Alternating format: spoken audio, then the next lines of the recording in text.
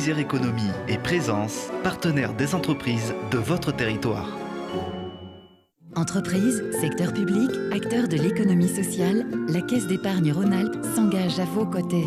Caisse d'épargne Rhône-Alpes, la banque des décideurs en région.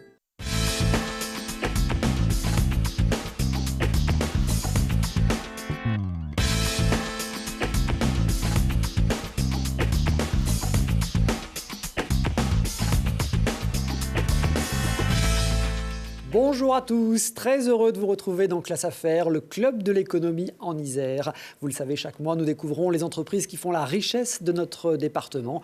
Avec des experts, des témoins, des reportages, nous décortiquons aussi les rouages de l'économie.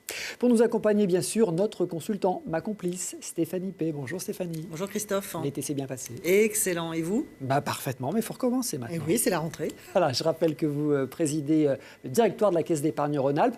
Cette fois-ci, dans votre chronique, on parle?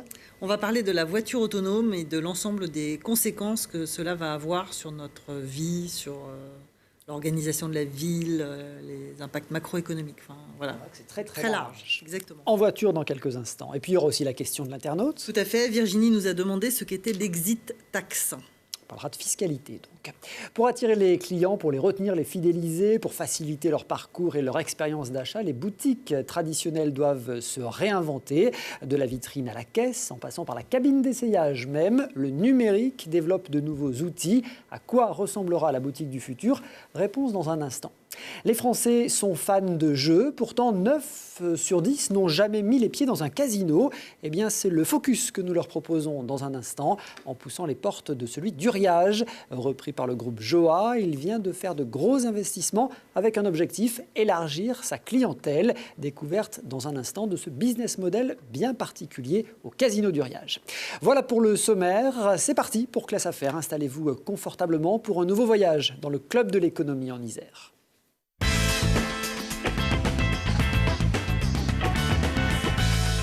Alors on a tous rêvé un jour de piloter des mini-soucoupes volantes à la place de nos voitures. Alors on n'en est pas encore là, mais en attendant on pourra très bientôt bénéficier de véhicules autonomes. Les constructeurs se livrent une course acharnée pour être les premiers sur ce marché, avec autour d'eux des startups innovantes, mais aussi des géants tels que Google, Tesla ou encore Uber. On va mieux comprendre les enjeux avec vous Stéphanie. Alors effectivement, on ne va pas tout de suite parler de soucoupe volante, Christophe, mais on va essayer de comprendre d'abord quels sont les niveaux d'autonomie d'une voiture. L'Organisation internationale des constructeurs automobiles a identifié 6 niveaux. Le niveau 0, c'est notre 2 chevaux bien aimé, c'est-à-dire 0 électronique, 0 intelligence, à part le cerveau du conducteur, bien évidemment. Ensuite, il y a le niveau 1 et 2 où il y a déjà un peu d'électronique embarquée. C'est les alertes au franchissement de ligne, c'est les radars avec les caméras qui permettent de voir si on ne va pas emboutir une autre voiture, les régulateurs de vitesse. Le niveau 3 est dit sans les mains, hand-off. Et il permet au conducteur de vaquer à d'autres tâches puisque certaines phases de conduite peuvent être faites sans qu'on tienne le volant. Alors c'est par exemple dans les embouteillages, c'est sur des parcours bien identifiés. On a un niveau 4 qui est le niveau eyes off, donc sans les yeux cette fois-ci, qui libère le conducteur puisque la voiture gère complètement les commandes. Contrairement au niveau 3, sur ce véhicule, le véhicule est vraiment plus intelligent, entre guillemets, puisqu'il permet de réagir en cas d'absence de réaction humaine. Là, dans le niveau hand-off, c'est forcément l'humain qui reprend la main sur le véhicule. Et puis, on a le niveau 5 qui est la voiture autonome, c'est-à-dire là, il n'y a plus de conducteur, en fait, on ne fait plus rien. Le conducteur est passager. Le conducteur devient passager, exactement. Et donc là, on comprend bien qu'il faut repenser intégralement ce qu'on appelle une voiture, qui est en fait un lieu de transport. C'est l'objectif ultime, ce niveau 5. On en est quand même très très loin. La route est encore un peu longue. Alors on est en pleine expérimentation, et les images qu'on vient de voir, c'était des expérimentations qui ont été faites chez nous ici à Grenoble, au CEA de Grenoble. Comment est-ce qu'on explique que pour l'instant, les résultats n'aient pas été très concluants? C'est un extraordinaire défi technologique parce que il faut on n'a personne aujourd'hui qui est capable de garantir une efficacité totale. La voiture, elle utilise des capteurs, elle utilise des données. Il faut qu'elle réagisse surtout quand on est dans le stade intermédiaire, c'est-à-dire où le conducteur peut encore agir. Bon, il faut qu'elle interagisse avec le conducteur, il faut qu'elle interagisse avec son environnement. Enfin, donc c'est très très compliqué. C'est Tim Cook, hein, le patron d'Apple, qui disait que c'était le projet d'intelligence artificielle qui lui paraissait le plus compliqué. Alors, on assiste, vous citiez les quelques-uns des très grands intervenants, mais il y a une multitude de start-up qui foisonnent dans ce domaine. Et aujourd'hui, on est un peu, finalement, c'est une espèce de retour arrière, entre guillemets. On a l'impression d'être à la fin du 19e siècle avec les premiers constructeurs automobiles. Et donc, il y a un foisonnement d'acteurs. On aura forcément une convergence vers quelques très grands. Et puis, il y a aussi quelque chose qui, quand bien même on aurait résolu tous ces problèmes-là, et encore une fois, c'est pas demain, comment est-ce qu'on se prémunit contre les cyberattaques? C'est-à-dire qu'une voiture autonome, il faut vraiment l'avoir en tête, c'est bien évidemment un peu de mécanique, toujours, mais c'est d'abord et avant tout de l'électronique. Et qui dit électronique, dit possibilité de pirater cette voiture, et donc comment on s'en prémunit? Bon, il y a eu des expérimentations, et pendant ces expérimentations, aux États-Unis, on s'en souvient au rayon fait divers, il y a eu des accidents. Est-ce que ça peut limiter, remettre en cause le développement de cette voiture autonome? J'ai envie de dire, ça pourrait le retarder à certains endroits, temporairement, parce que effectivement, c'est des accidents dramatiques. D'ailleurs, ces accidents, ils sont assez illustratifs d'une énorme question qui se posera, c'est la question de la responsabilité. Qui est responsable ? Puisque c'est plus le conducteur qui conduit, est-ce que c'est la voiture? Mais la voiture, ça veut rien dire. C'est une chose. Donc, est-ce que c'est le constructeur? Enfin, voilà. Et puis, il y a une question. Alors, je m'excuse d'ores et déjà de la façon un peu crue dont je vais le dire auprès des téléspectateurs. Mais qui on sacrifie en cas d'accident? C'est-à-dire entre le passager conducteur, entre guillemets, on va encore l'appeler conducteur, même s'il n'est plus conducteur, en cas d'accident, ou le piéton qui est embarqué, ou la voiture en face, qui est embarqué là-dedans. Ça pose des vraies questions éthiques. Et alors c'est très marrant parce qu'il y a des chercheurs français et américains qui ont fait une étude sur le sujet auprès de 1900 personnes aux États-Unis. Et donc ils leur ont posé la question, que faire si la voiture n'a que 2 choix possibles, écraser 10 piétons ou expédier le conducteur dans un arbre? Aïe. Réponse, c'est ça qui est intéressant. Et en 2 temps, la majorité des sondés plébiscitaient les véhicules prêts à sacrifier leurs passagers. Bon, voilà, donc voilà. Mais personne ne voulait monter dans la voiture. C'est-à-dire que on voit bien quand même tout ce que ça pose comme questionnement. Tout, mais pas moi. Exactement. Bon, à quelle échéance est-ce qu'on peut imaginer une généralisation de cette voiture autonome? Est-ce que c'est pour bientôt? Alors, ça dépend de l'usage. Si on est dans des circuits fermés, il y avait le reportage du CEA, on peut imaginer qu'il y aura des voitures totalement autonomes assez rapidement dans des aéroports, enfin voilà, dans des spots comme ça où on peut vraiment garantir complètement le trajet. La vraie voiture autonome lâchée dans la nature, entre guillemets, je pense qu'il faudra encore quand même quelques années. Et les constructeurs français sont bien placés sur ce marché Alors, ils sont très bien placés, hein, même si effectivement, là, on a cité plutôt, on a toujours en tête Tesla, alors qui n'est pas d'ailleurs un constructeur automobile, Tesla. Enfin, c'est un constructeur de véhicules d'un autre style, mais c'est pas un constructeur de véhicules classiques, entre guillemets. Il y a Volvo qui est très en avance. Et puis Renault, alors PSA aussi fait des choses, mais là, en juin dernier, Renault a obtenu l'accord de tester 4 voitures autonomes qui sont des Zoé électriques, donc de niveau 4, hein, donc on est à l'avant-dernier niveau, sur un parcours défini. Et donc, à partir de la rentrée, là, des usagers pourront commander un véhicule depuis leur smartphone et monter à bord de l'un des 17 arrêts sur une boucle d'une dizaine de kilomètres. Donc, on voit bien qu'on est là aussi en circuit fermé et qu'on n'est pas sur un véhicule complètement autonome. Et puis, si on fait un focus sur ce qui se passe dans notre région, la région Auvergne-Rhône-Alpes est plutôt bien placée sur ces sujets-là. Alors, tout le monde connaît la start-up lyonnaise Navia. Enfin, tout le monde, en tout cas, elle est très connue. Grâce à vous, aujourd'hui, tout le monde va la connaître. Donc, maintenant, tout le monde va la connaître, exactement. Depuis octobre 2017, elle fait un essai de longue durée de ses navettes autonomes sur l'aéroport de Las Vegas. Mais là aussi, on est en circuit quand même relativement fermé. Elle a récemment annoncé le test grandeur nature dans les rues de Paris de son robot taxi. Et puis, au début de l'été, on a 2 entreprises de recherche à Système et Digitech Europe qui sont basés à Saint-Priest et Irigny, qui accroissent leur partenariat et ont pris la décision de créer un centre de recherche et développement sur la voiture autonome dans la région Rhône-Alpes. Bon, Stéphanie, on comprend bien la révolution technologique, mais j'imagine qu'il va y avoir, le jour où ces voitures autonomes vont se développer, des impacts dans bien des domaines de l'économie. C'est colossal, c'est complètement systémique, c'est macroéconomique. Parce qu'on pourrait se dire, ah bah oui, les pauvres constructeurs automobiles, il va falloir qu'ils revoient leur modèle. Bien sûr, enfin, c'est évident, mais ils sont d'ailleurs déjà très à la manœuvre sur ce genre de choses. Mais il faut surtout se dire que la voiture autonome, ça n'est pas une révolution automobile. C'est beaucoup plus vaste que ça. C'est toute une série de secteurs économiques. Par exemple, on va en citer quelques-uns. Il y a la logistique et le transport. À partir du moment où les véhicules deviennent autonomes, ça permet de... Alors, en plus de ça, quand on dit véhicules autonomes, généralement, c'est plutôt des véhicules propres. Ça va être des véhicules électriques. Donc, on transforme finalement des autoroutes en une espèce de rail. Enfin, quelle est la différence entre le rail et, le rail et la route? Après, il y a des métiers de transport, tous les métiers de la mobilité, finalement, autour de la mobilité. Les taxis. Chauffeur de taxi, on a bien vu toutes les problématiques qu'il y avait pu y avoir avec l'arrivée d'Uber, mais finalement, la voiture autonome ubérise Uber. C'est là, la question du chauffeur est encore différente. Les auto-écoles, puisque si vous n'avez plus de conducteurs, vous n'avez plus besoin d'apprendre à conduire. Des loueurs de voitures aussi qui vont devoir revoir complètement leur chaîne logistique. Ça va au-delà de là, c'est-à-dire que ça a des conséquences vraiment sur l'aménagement du territoire, notamment dans les villes. Enfin, vous repensez plus du tout le stationnement de la même façon, la circulation de la même façon. Donc, toutes les infrastructures, il y a probablement des infrastructures à repenser. Je l'ai dit tout à l'heure, c'est un changement radical pour le métier de l'assurance. Aujourd'hui, que vous soyez propriétaire ou locataire de votre voiture, vous êtes assuré.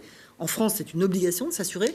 Demain, qui s'assure voilà. Le constructeur, la voiture toute seule. La voiture, elle n'est pas encore complètement... Là, on est vraiment dans une question métaphysique. Objet inanimé, avez-vous donc une âme? Voilà, c'est ça, exactement. Et puis, alors c'est la fin des contraventions pour limite de vitesse. Alors, peut-être des PV de stationnement encore, mais plus de PV pour... c'est la fin des radars. Et oui, les excès de vitesse. Exactement. Donc voilà, donc on voit bien que il faudrait vraiment quelques heures pour pouvoir essayer de lister de manière assez précise toutes les conséquences. C'est une vraie révolution, tout à fait. Bon, merci Stéphanie pour cette chronique qui fait en plus écho, souvenez-vous, à notre saga du mois de juillet dernier. Le transporteur Bertholin du Nord-Isère nous expliquait tester des bus autonomes en site fermé, notamment sur des aéroports à Lyon et Dunkerque.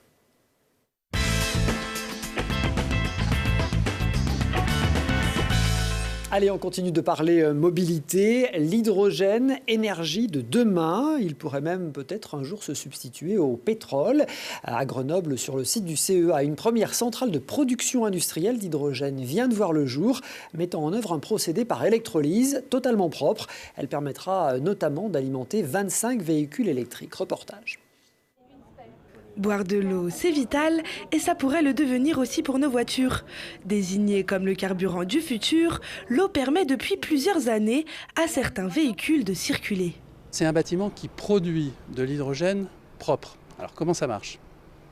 On alimente avec de l'eau, de l'électricité, on casse la molécule d'eau et on en sort de l'hydrogène. Donc c'est un procédé qui ne pollue pas, qui est alimenté de manière extrêmement simple, de l'eau et de l'électricité. À partir du moment où on procède avec de l'électricité décarbonée, eh bien on a un procédé qui est extrêmement respectueux de l'environnement. Et oui, une voiture qui roule à l'hydrogène ne rejette aucun polluant. Ici, l'hydrogène produit permet aussi d'alimenter les installations scientifiques de l'entreprise. Je ne crois pas que l'hydrogène remplacera le reste. Je pense que l'hydrogène est une brique essentielle qui va compléter la mobilité électrique, parce que la mobilité électrique ne peut pas tout faire. Et surtout, elle va compléter l'équilibrage des réseaux pour que les réseaux soient sécurisés avec des approvisionnements intermittents. L'objectif est bien sûr de l'étendre au grand public. Pour cela, il faudrait que ça soit pratique pour les usagers et que les véhicules ne coûtent pas plus cher. Sans parler du transport et du stockage de l'hydrogène, qui sont ses deux principaux talons d'Achille. Le développement de la filière pourra se faire dès lors qu'il y aura beaucoup plus de véhicules qui iront faire le plein sur les stations. Aujourd'hui, celle de Grenoble, on parle de 25 véhicules Kangoo en circulation. c'est quand même très peu par rapport aux centaines de milliers de véhicules qui circulent. Mais le jour où on aura 200 ou 300 voitures qui viendront faire le plein tous les jours sur une station, là on pourra commencer à avoir des projets qui sortent et qui seront compétitifs par rapport au diesel. L'eau a donc encore le temps de couler sous les ponts avant que ce concept émerge grandeur nature. 3 200 000 euros ont été investis pour cette centrale avec une capacité de production de 40 kg d'hydrogène chaque jour. Cette centrale d'Engie Kofeli est d'ailleurs sélectionnée par Classe Affaires pour le prix Innover pour gagner. Ce sera début mars la remise de ce prix à l'occasion du forum du même nom.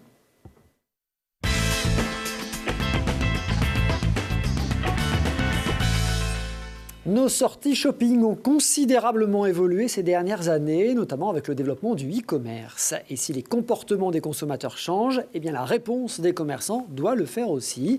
La boutique de demain se réinvente à la lumière de la révolution numérique.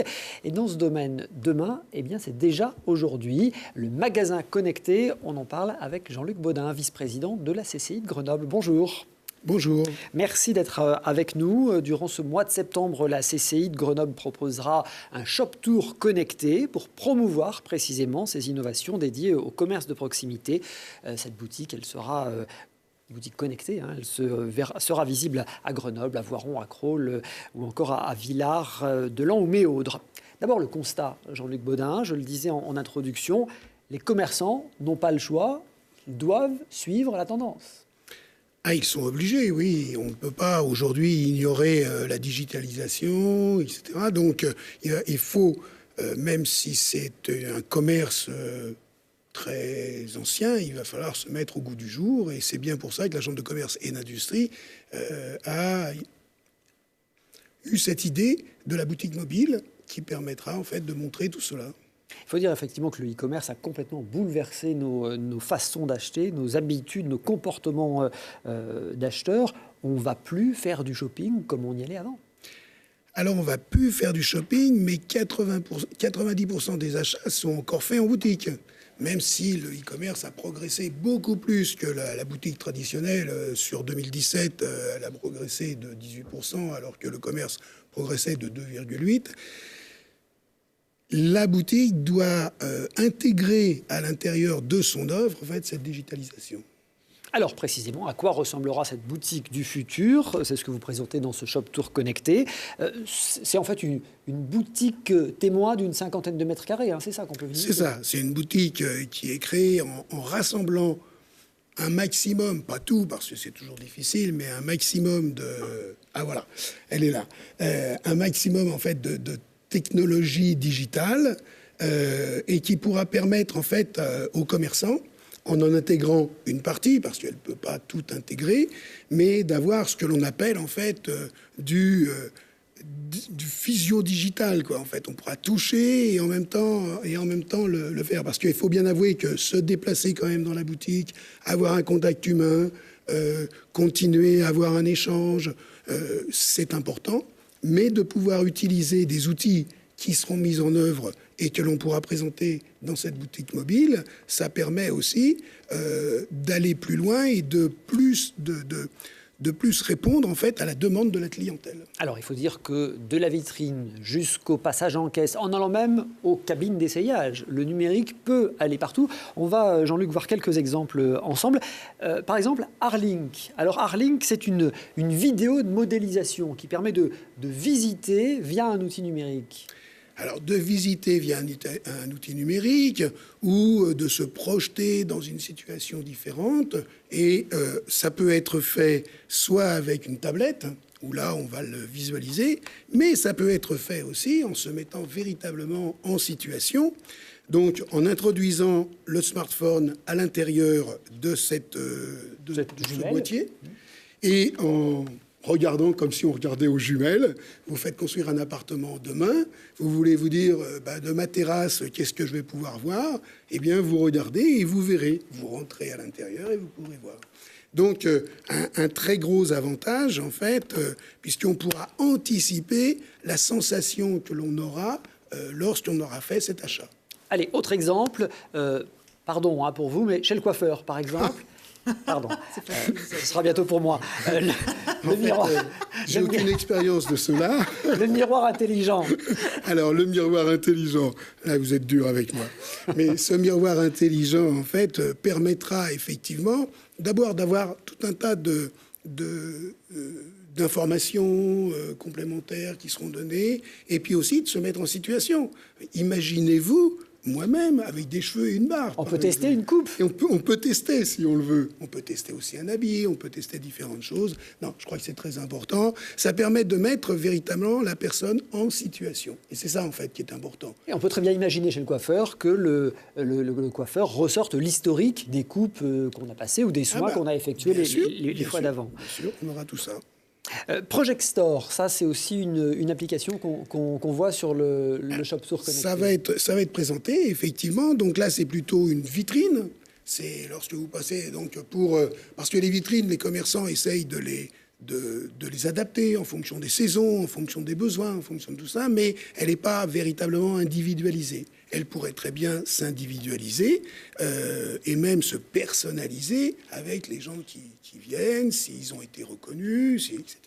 Et puis surtout, on peut mieux innover en fait dans la présentation de cette vitrine, parce que vous avez mis une vitrophanie, un poster, et ben vous pouvez pas les changer sans arrêt, alors que là, en fonction de ce que vous voulez, en fonction du moment de la journée, vous pourrez effectivement faire vivre votre vitrine. Oui, la vitrine est un immense écran finalement sur lequel on met à peu près ce qu'on veut.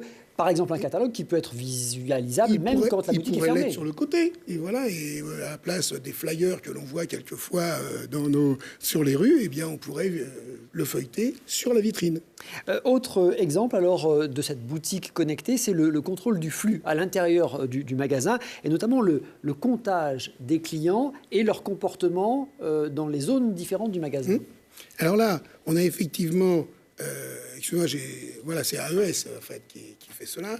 Et donc ici, vous l'avez donc un comptage de personnes que vous pouvez faire à l'extérieur ou à l'intérieur de la boutique avec une réception. Et si vous modélisez ça avec vos logiciels de gestion commerciale, vous pouvez savoir combien de personnes qui sont passées devant la boutique, qui l'ont regardée, combien il y en a qui sont rentrés dans la boutique, à quel endroit ils se sont déplacés, etc. Et donc, ce sont des données qui, après, permettront de mieux arranger la boutique, de mieux répondre. Et c'est toujours la même chose, hein, c'est toujours de mieux répondre, en fait, aux besoins clients. En fait, on est toujours là.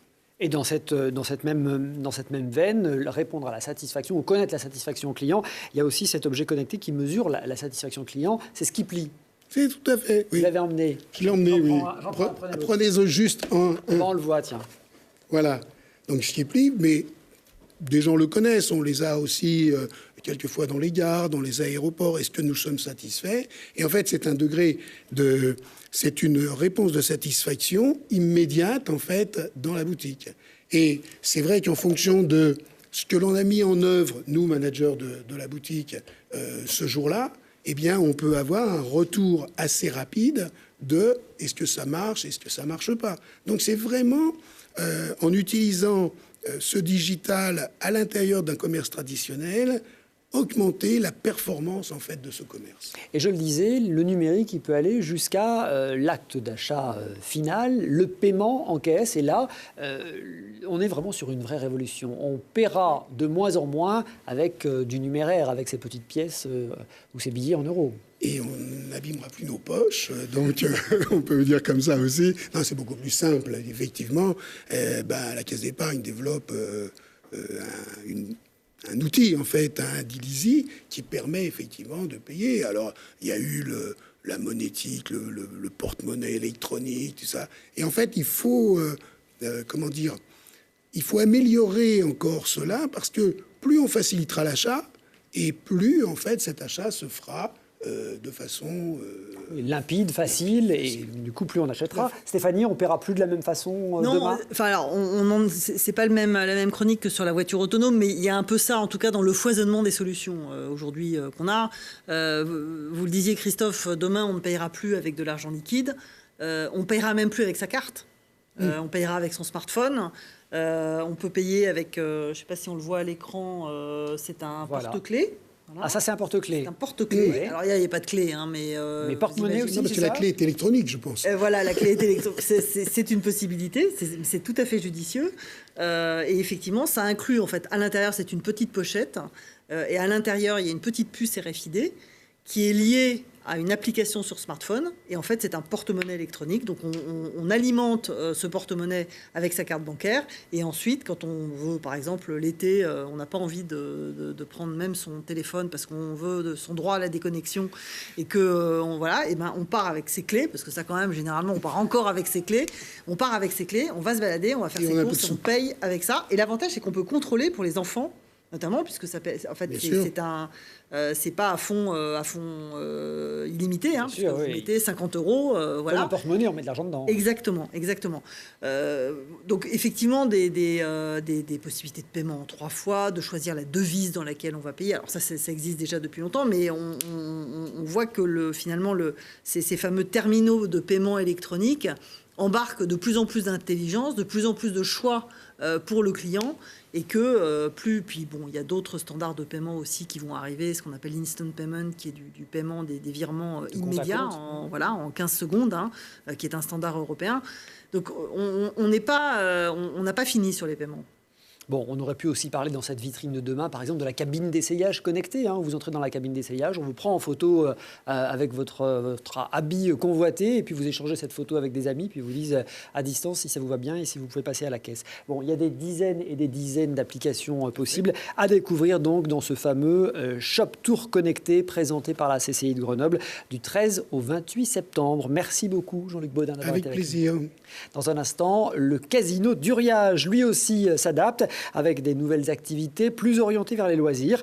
Mais il reste pour autant un temple du jeu, que ce soit sur table, à la roulette anglaise ou au blackjack, ou sur les machines à sous. Un modèle économique bien particulier, découverte dans un instant.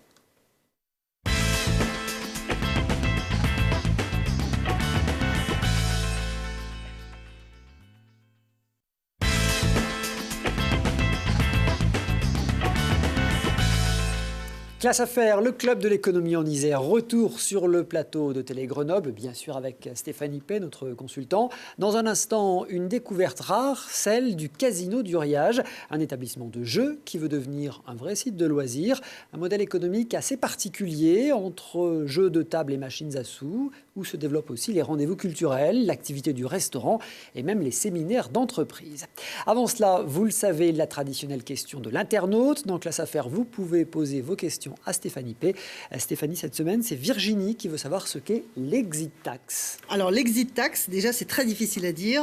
C'est un mécanisme fiscal qui a été créé en 2011 et modifié en 2014, qui a pour objectif principal en fait d'éviter la délocalisation des contribuables français à l'étranger et donc de lutter contre l'évasion fiscale. C'est aussi simple que ça. Alors, elle est de nouveau, cette taxe, sur le devant de la scène, parce qu'on s'est rendu compte qu'elle avait des effets contraires. Par exemple, des startups qui se créent, qui ont besoin de partir à l'étranger pour des raisons d'écosystème ou de business model et qui sont taxées, alors qu'elles ne le font pas forcément dans un objectif d'évasion fiscale. Et donc, le gouvernement travaille sur un autre mécanisme, parce qu'il n'y aura probablement pas d'abandon sec, entre guillemets, de cette taxe. Donc, voilà.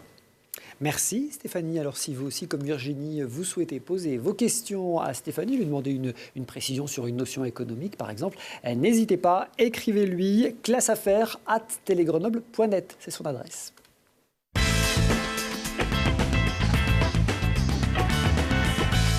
Né à la fin du 19e siècle pour accompagner le développement des thermes, le Casino d'Uriage est devenu un véritable temple du jeu. Défiant le hasard ou sollicitant leur bonne étoile, les clients se pressent autour des tables de blackjack ou devant les machines à sous. Mais en coulisses, quelle est cette entreprise au modèle économique bien particulier ? 80 salariés au total, 17 millions d'euros de chiffre d'affaires et des liens très étroits avec la commune qui l'accueille. On découvre ce casino avec Magali Roussel, sa directrice. Bonjour. Merci d'avoir accepté notre invitation. La première particularité de votre entreprise, c'est qu'elle est ouverte toute l'année, 365 jours par an. Oui, on est une activité qui dort peu, voire pas. Bon, d'abord, vous travaillez souvent la nuit. Tout à fait. Même si c'est ouvert aussi l'après-midi. Une belle amplitude horaire, oui. Et puis, du lundi au dimanche, tout le temps. Tout le temps. Le casino d'Uriage a été repris par le groupe Joa en 2008. C'est un groupe lyonnais. Tout à fait, qui fête ses 10 ans cette année. Et qui a repris le casino qui était avec certains casinos souvent créés par des indépendants au départ. Alors Joa, ça veut dire? C'est Joa, c'est la joie. Bon, jouer, oser, s'amuser. Je crois que c'était ça au départ. Aussi. Non, je suis bien renseigné. Le troisième opérateur jeu en France. Quelques chiffres pour bien le connaître. Je crois qu'au total, le groupe Joa a 24 casinos, c'est ça? Tout à fait. Et puis bientôt 25 avec la création de Saint-Laurent-en-Grand-Vaux dans le Jura, une pure création du groupe Joa et un cercle de jeux parisien qui est dans les boîtes et qui va sortir sans doute en 2019. Voilà, un groupe qui est vraiment spécialisé, vous le dites, dans le jeu au sens large, puisqu'il y a aussi des bowling, je crois, dans le portefeuille. Des bowling, des discothèques, des hôtels, et vraiment une volonté de changer le regard des gens sur le monde du casino. Alors on va en parler avec l'exemple concret d'Uriage. 1500 salariés, le groupe au total, je crois, c'est ça, 1400 Oui, tout à fait, avec un groupe qui est en plein essor et qui a acquis, rien que cette année, 2 casinos.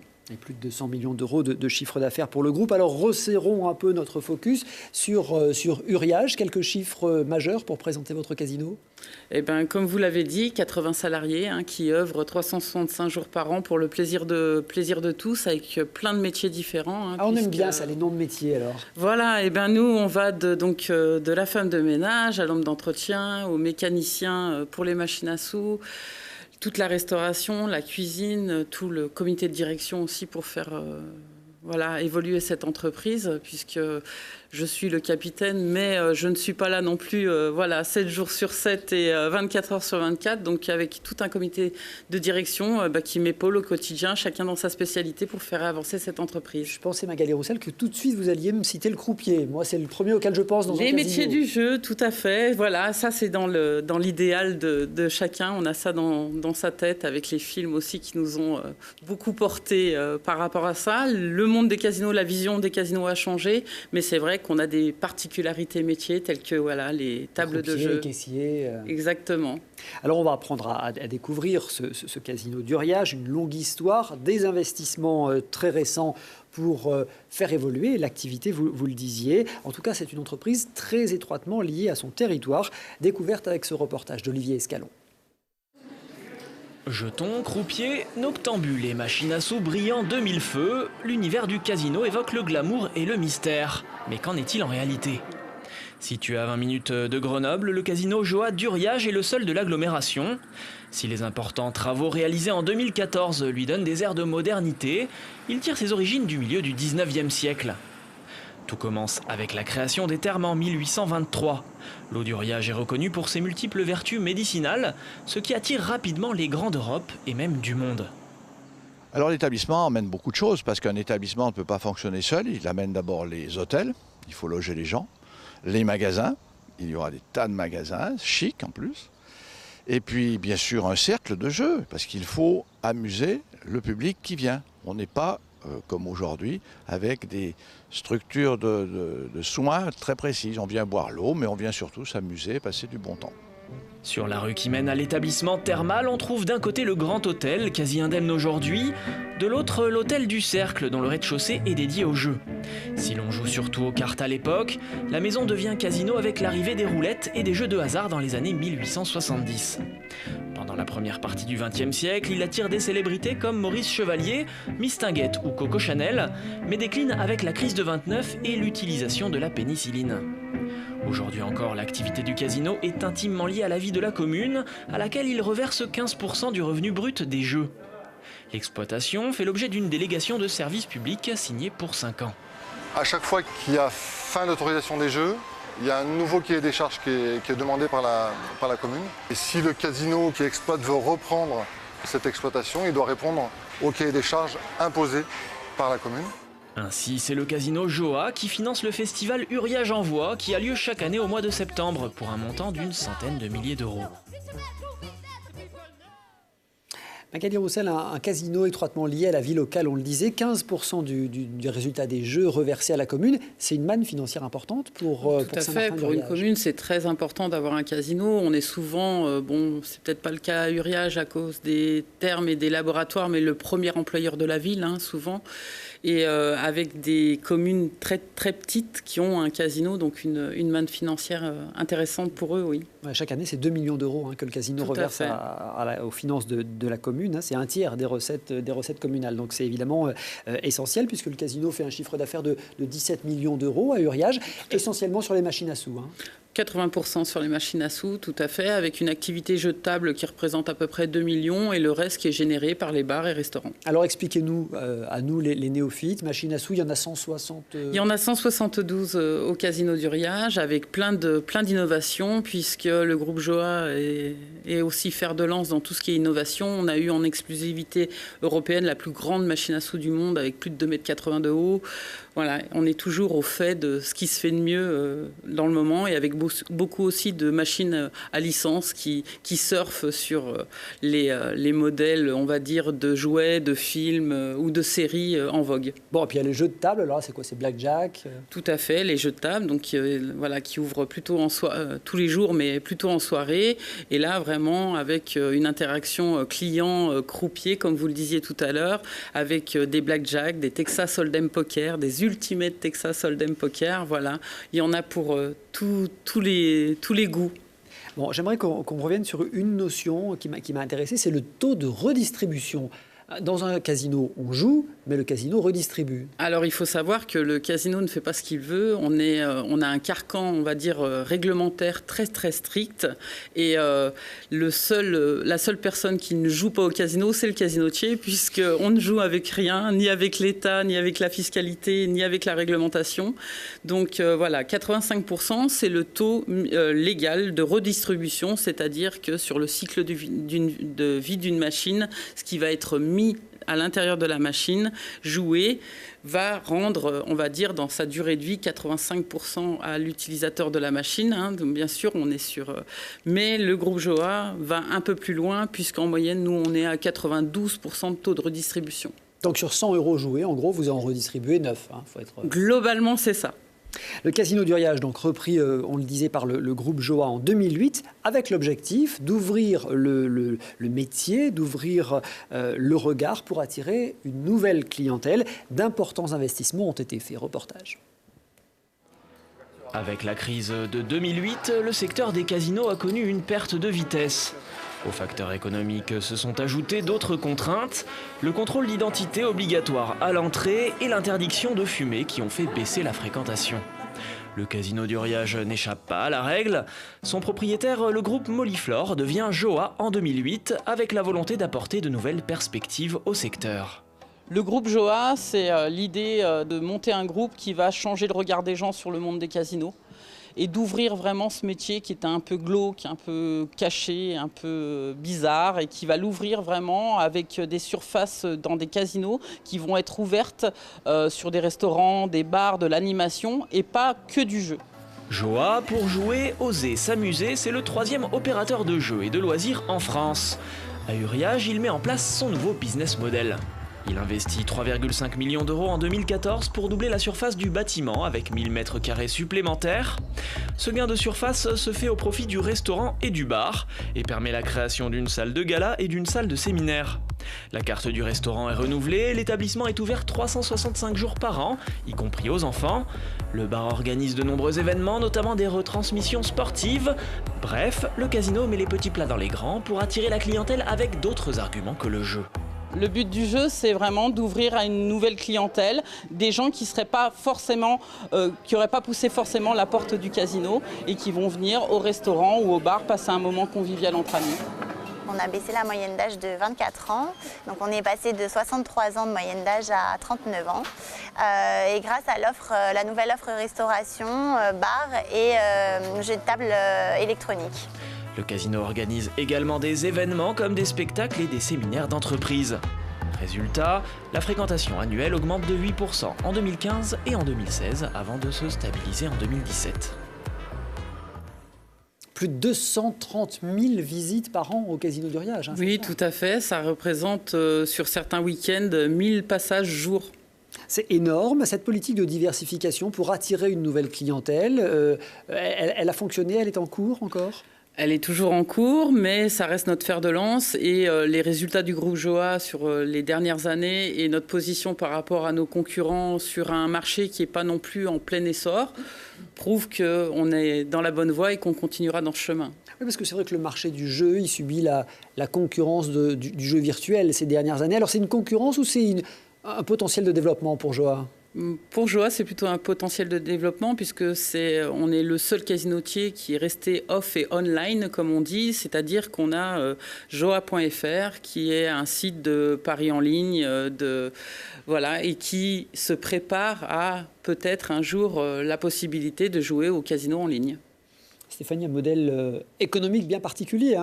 Très particulier. Moi, ce qui m'a scotché, c'est le rajeunissement de la clientèle. 24 ans de rajeunissement en 9 ans, c'est absolument colossal. Enfin, je pense que c'est à faire pâlir d'envie, je pense, tous les secteurs d'activité. Le mien, c'est sûr. Donc voilà. Bon, le problème, c'est que moi, je peux pas ouvrir des bars dans mes agences. Mais bon, on va trouver d'autres moyens. Non, mais c'est vrai que c'est un business model très très spécial. Et puis qu'il y a, comme vous le disiez, il y a une ambiance autour de ça, il y a de l'imaginaire, c'est quand même pas possible de voir beaucoup de films sans qu'il y ait des trucs, notamment les films des années 70 et 80, voilà. Ça a beaucoup changé. On a beaucoup changé.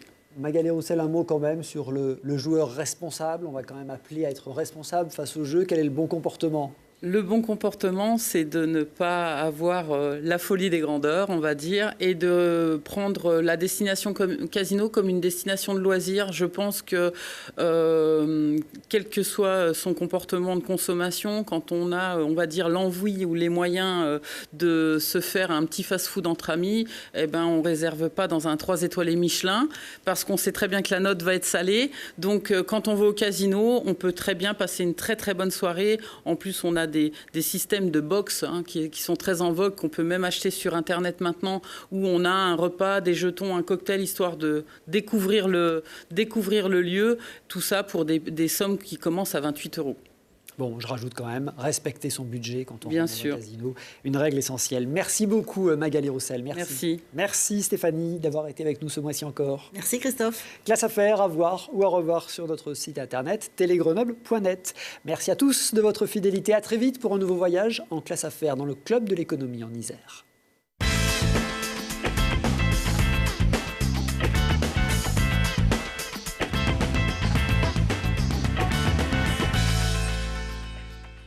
Entreprises, secteur public, acteurs de l'économie sociale, la Caisse d'épargne Rhône-Alpes s'engage à vos côtés. Caisse d'épargne Rhône-Alpes, la banque des décideurs en région. Nord-Isère Économie et Présence, partenaires des entreprises de votre territoire.